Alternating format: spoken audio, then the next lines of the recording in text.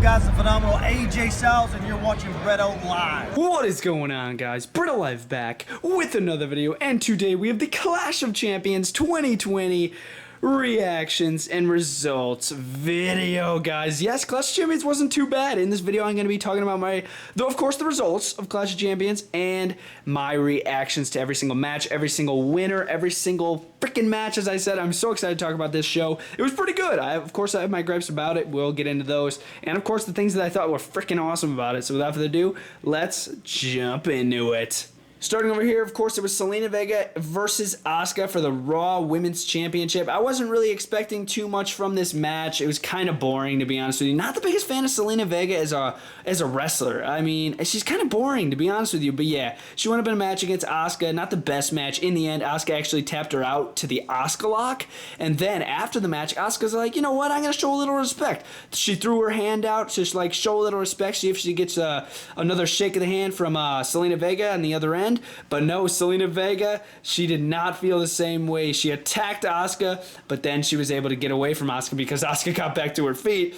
But yeah, I guess that rivalry's not over because, of course, Zelina Vega, I guess, wants it to go longer, which sucks because this rivalry sucks.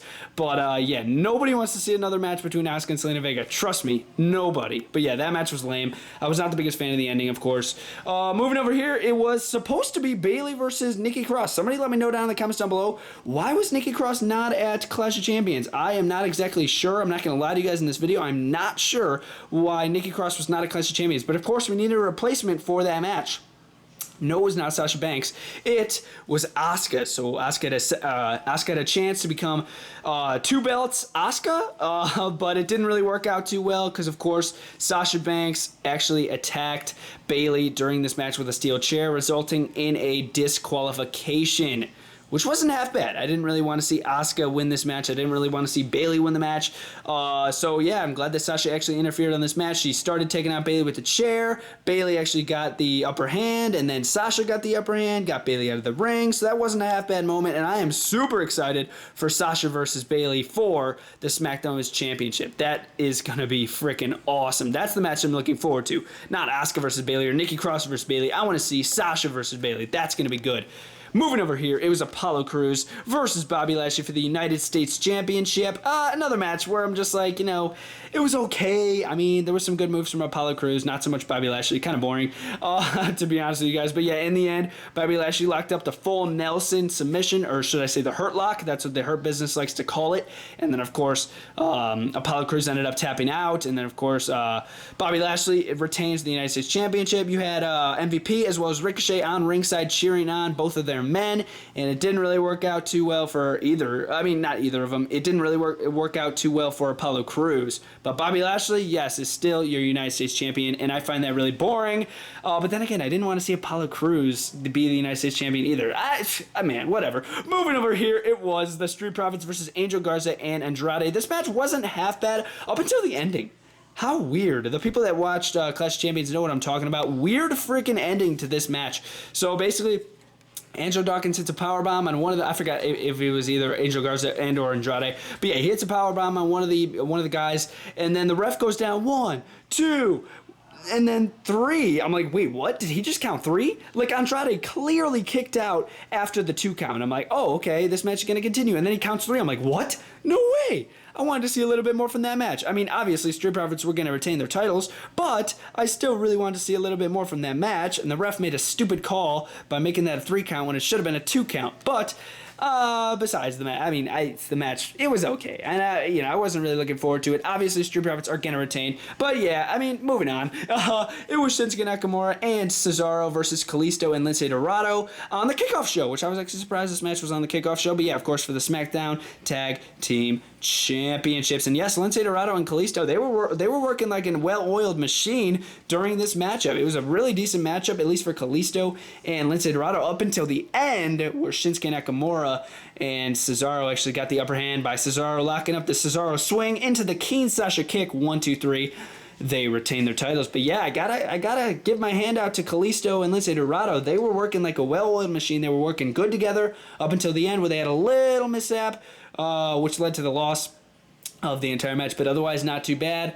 Another one where I'm just like, I was expecting Cesaro and Shinsuke to win that one. If you guys watched my prediction video, we literally almost got every single one right, besides this one right here. It was Jeff Hardy versus Sami Zayn versus AJ Styles, triple threat match for the Intercontinental Championship in a ladder match, and this was the match I was looking the most forward to here at Clash of Champions. This match was freaking awesome. Oh my god, some insane bumps that Jeff Hardy took. Oh my god. Like, the ladder was set up over here in this corner. He flipped it up, and Jeff Hardy just kept on falling down on the ladder. I'm like, oh my god. And then AJ Styles threw a freaking ladder at Sami Zayn when he was climbing the ladder. Oh my god. It was freaking insane. The biggest spot of the match, in my opinion, was when Sami Zayn got laid out over the ladder. Jeff Hardy went to the top. Vintage Hardy, boom, swanton bomb, right on top of Sami Zayn, right through the freaking ladder. It was awesome. This match was great.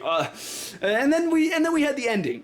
Sami Zayn, he's a genius, honestly. He had 2 sets of handcuffs. He used them to his advantage. He locked up Jeff onto a ladder with his earlobe, and then he also locked AJ Styles onto the ladder that he was climbing right in front of him. So Sami Zayn won the title right in freaking front of AJ Styles. But yeah, guys, Sami Zayn is a freaking genius, using those handcuffs to his advantage to win the match. Yes, he climbed the ladder. Yes, he was calling him the Intercontinental Championship before, but now he is the official Intercontinental Champion. Yes, Sami Zayn might not be the biggest fan of him right now, currently, like where he stands right now with his character, but still, besides the fact he is the Intercontinental Champion, that is freaking awesome. And what a great match. Hats off to all 3 of those men. The best match of the night, in my opinion.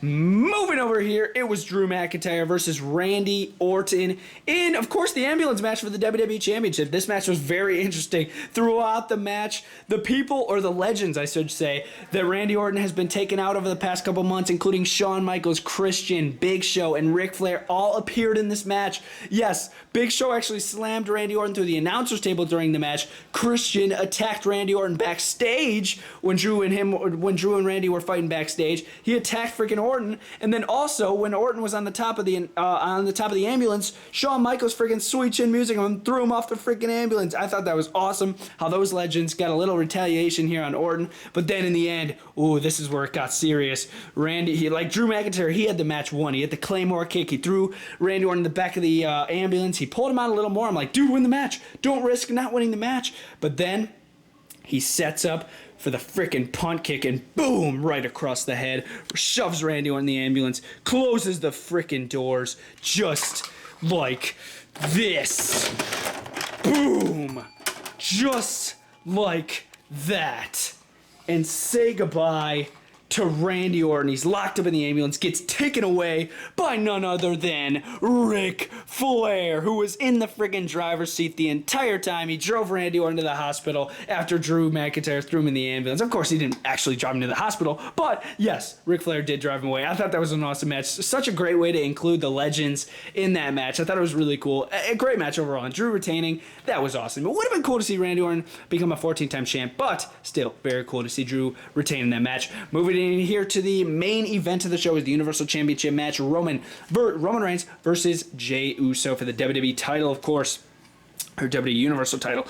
This match was a domination. I mean, of course, Jay Uso did get some moves in. Of course, he got some punches, some super kicks, a Samoan drop. Of course, he did get some moves in. But other than that, it was a domination, guys. And Roman Reigns, he basically the entire time, he's like, Jay, you call me the head of the family. I forgot exactly what he wanted him to call him, but it was something related to calling me the head of the family, basically the entire time. And Reigns is like, I'm going to keep beating you up until you call me it, man. I'm going to keep doing it. And then Jimmy, the injured Jimmy Uso, actually he came out, and then he's like, Roman, dude, stop, man. I'm going to throw in this towel to forfeit the match for you, Jay.